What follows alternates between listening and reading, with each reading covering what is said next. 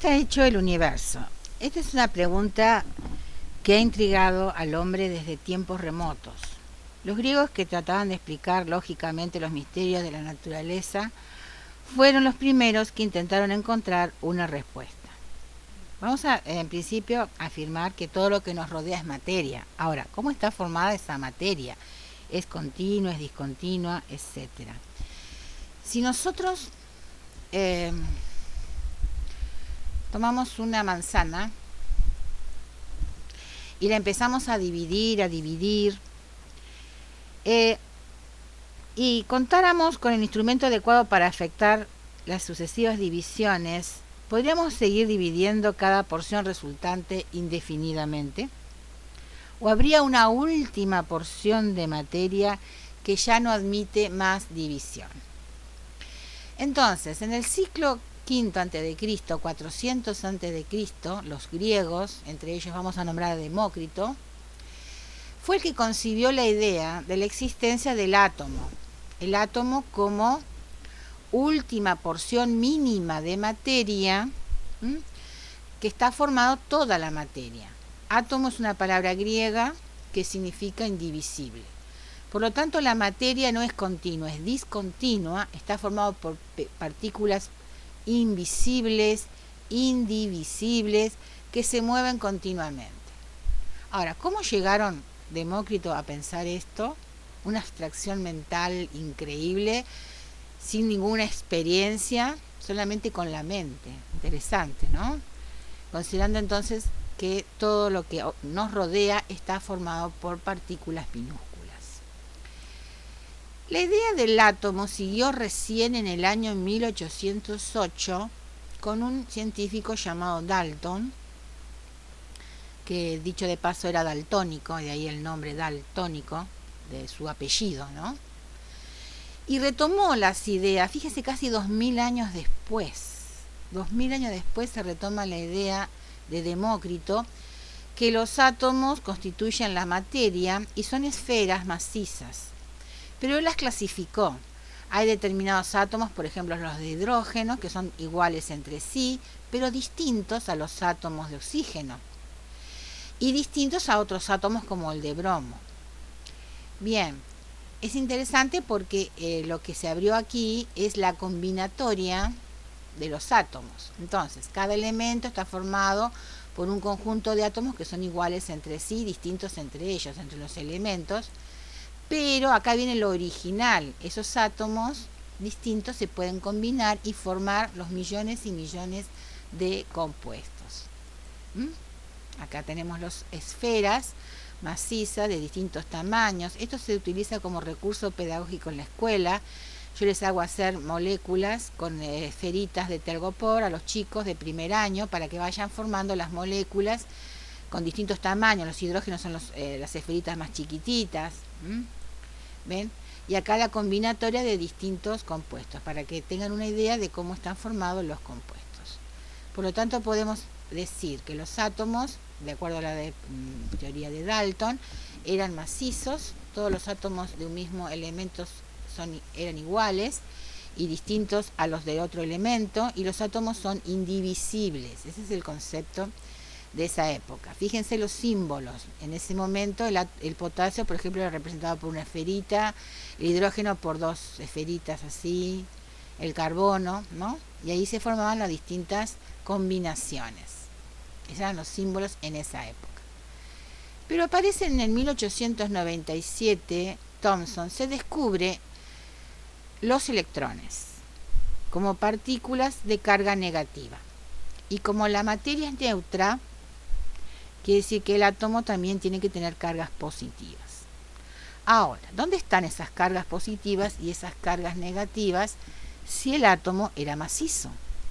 Thomson, entonces, es el modelo de Thomson, sigue considerando al átomo como macizo, indivisible, pero dice que el átomo es una esfera positiva y los electrones están incrustados como pasas de uva en un budín, por ejemplo, en un budín, y están ahí los electrones. Estos electrones pueden ganarse o perderse. En eso tiene razón, porque es verdad, los electrones son los que se pierden o se ganan.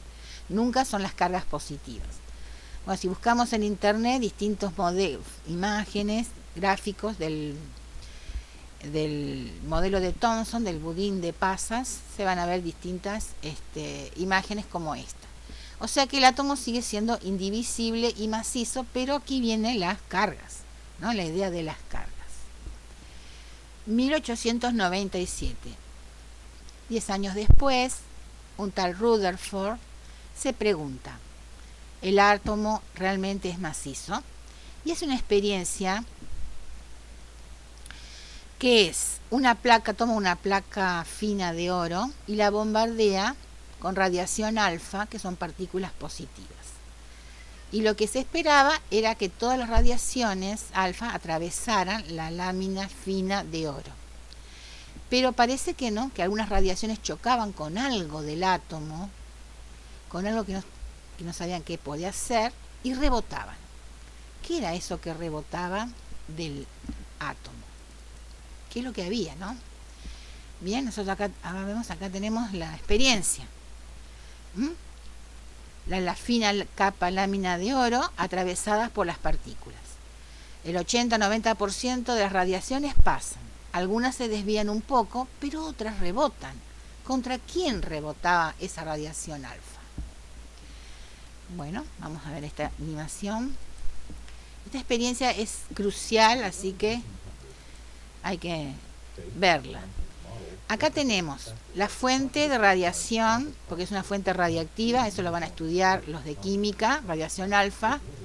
Eso es lo que se esperaba, que todas las partículas alfa, que son partículas positivas, atravesaran sin desviarse mucho la placa de oro. Pero ¿cuál fue el resultado real? El resultado real fue que bien la mayoría pasaban, algunas rebotaban, ¿ven? Eso llamaba mucho la atención. ¿Dónde rebotaban las partículas alfa? Bien, vamos a hacer un zoom donde vamos a acercarnos más a las placas de oro, de átomos de oro, para entender qué es lo que pasaba. Bien, vamos a ver que empiecen las partículas a aparecer en la radiación. Entonces, las radiaciones pasaban, como ven, y algunas chocaban con algo que las hacía rebotar. Bien, algunas se desviaban y otras, ¿ves? A otras rebotaban directamente. Bueno, entonces, en esta experiencia, ¿qué concluimos? Concluimos que el átomo tiene una zona, es la verde, que es vacío. Ahí están los electrones, las cargas negativas. Y en el centro, muy chiquitito, está el núcleo, que es lo único macizo del átomo. Lo único que tiene masa. La masa del átomo la da el núcleo, donde están los protones y los neutrones. Pero en realidad todo el átomo en general es vacío. Por eso todas las partículas la atraviesan y muy pocas rebotaban con el núcleo. Último, para volver a clarificar las ideas. Las partículas alfa no se desvía cuando pasa lejos del núcleo. Las mayorías pasan sin sufrir desviación. Cuando pasan las partículas alfa cerca del núcleo se desviaban. Y cuando chocaban contra el núcleo, que eran una cada 10.000 chocaban contra el núcleo, ¿no? Y acá tenemos la distribución de los choques. La mayoría atravesaban, algunas se desviaban y muy pocas, una cada 10.000, rebotaban. Conclusión: el átomo es esto. Hay una zona central que da la masa, que es el núcleo, da la masa. Y alrededor, no sabemos cómo, hay espacio vacío y giran alrededor los electrones. El átomo en sí es vacío, porque este núcleo es muy, muy, muy, muy pequeño. Para hacer una analogía, nos imaginamos un sorbete, lo ponemos en el centro de una cancha de fútbol. En el centro de la cancha de fútbol hay un sorbete. Ese sorbete es el núcleo. Y los electrones recién están dando vueltas en las gradas. Esa es una analogía para que ustedes se den cuenta. El átomo es toda la cancha de fútbol, pero el núcleo es el sorbete que está en el centro de la cancha de fútbol. Bueno, pero este modelo de Rutherford tenía un problema electromagnético que decía que si una carga está, por ejemplo, un electrón está en movimiento, va perdiendo energía y va a caer en el núcleo, porque como es negativo, es atraído por el núcleo, va a perder energía y va a colapsar. Y si colapsa, entonces no existe el átomo. En esa teoría de Rutherford debe agregarse algo para evitar este problema. Entonces aparece en el 1911, fíjense, un año después, 1911-1912, un tal Bohr, que es el modelo de Bohr del átomo, que explica lo siguiente. Exactamente repite lo de Rutherford. La masa del átomo está en el núcleo, donde están los protones, los neutrones, ya lo hicimos ejercicios sobre eso, y alrededor están en los núcleos, pero están en órbitas circulares, cuya trayectoria se conoce, llamadas órbitas, una trayectoria concéntrica alrededor del núcleo, que se llaman órbitas. Son como canaletas de energía, donde ahí se mueven los electrones y se van moviendo los electrones sin perder energía. Este es el famoso sistema planetario que aparecen en los libros. Pero esto se sigue usando pedagógicamente, pero la realidad no es esto, ¿sí? No es esta forma del átomo. Este modelo de átomo de Bohr duró nada más que 2 años. Pero con ese modelo de Bohr se explicó algo interesante, que se puede hacer en el laboratorio. Eso depende si el laboratorio tiene drogas para hacerlo. En el laboratorio podemos tomar un mechero y podemos tomar distintas sustancias. Ustedes en su casa lo pueden hacer con el sodio, con la sal. Echan la sal al fuego y ¿qué va a pasar? La llama de azul va a ser de color amarillo. ¿Qué es ese color amarillo? Eso es el sodio. Si yo tomo el estroncio, va a dar una llama de color rojo. Si yo tomamos cobre, va a dar verde. Eso se puede hacer en el laboratorio, lástima que no podemos ir. Este da lila si tomamos potasio. ¿Qué es esto? Estos son espectros de emisión. Se llaman espectros de emisión, porque nosotros vemos los colores y cada átomo, como ven, tiene su espectro característico. En este caso lo podemos ver, se llama visible, lo podemos ver con los ojos. Estos colores, los colores, a partir de ahora tienen que entender, los colores son energía visible. Los colores son energía visible. Se llaman espectros de emisión y son característicos, caracterizan a cada átomo, nos identifica. Entonces, la teoría de Bohr explicaba estos espectros, que pueden ser de absorción o de emisión, con este modelo. O sea, este modelo sirvió para explicar los espectros de absorción o de emisión de los átomos. ¿En qué consistía? Consistía en que, entonces, según Bohr, el electrón gira alrededor del núcleo en niveles energéticos, número 1, número 2, y de ahí no se mueve y no gasta energía. El nivel 1 es el de menor energía y a medida que me voy alejando del núcleo va aumentando la energía. Si yo a este átomo le pongo al fuego, como hicimos en la experiencia anterior, o se dice lo excitamos, le damos energía, este electrón salta a un nivel superior de energía. Pero no es ese nivel superior de energía no es su nivel natural. Y va a tratar de volver a su nivel original, a su estado fundamental, se dice. Y cuando va a volver, vuelve, mejor dicho, y devuelve la energía que absorbió. Es decir, de aquí absorbió energía, porque cuando lo puse en el mechero. Pero no es es un estado excitado, no es el estado normal, fundamental de este electrón. va a volver o tratar de volver a su estado fundamental, y cuando lo hace emite energía en forma de luz que puede verse o no.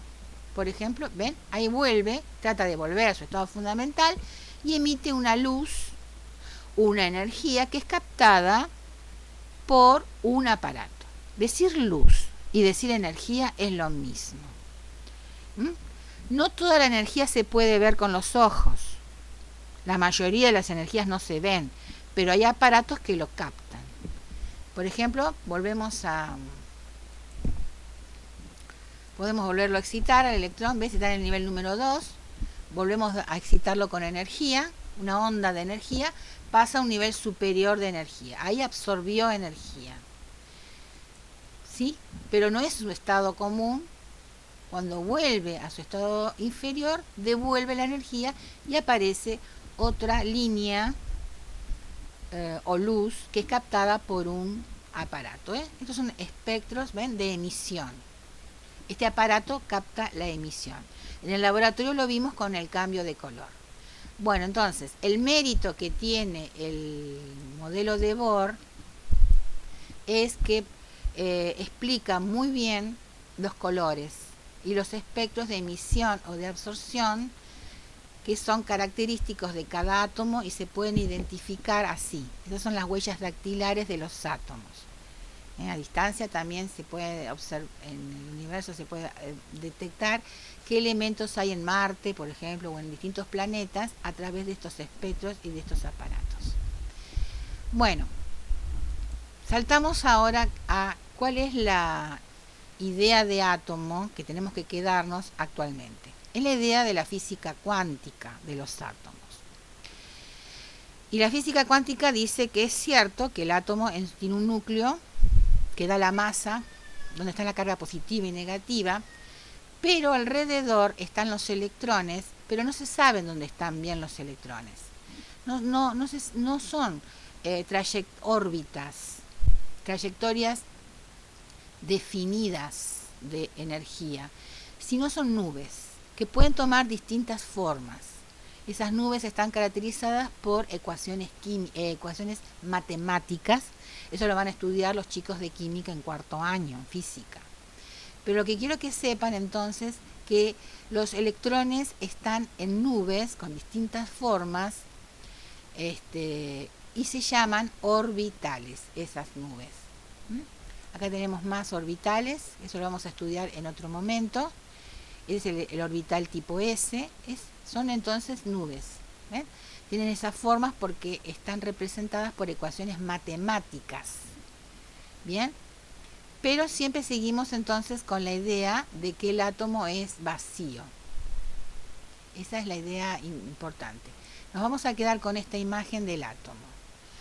El átomo, en el centro hay un núcleo, un sorbete, que es el núcleo que da la masa al átomo. Y alrededor hay nubes de distintas formas. Podemos decir que esto es prácticamente vacío. Ahora nos preguntamos cómo puede ser que la suma del vacío de la materia que yo puedo percibir y tocar. Bien, eso será motivo para otro video que vamos a hacer.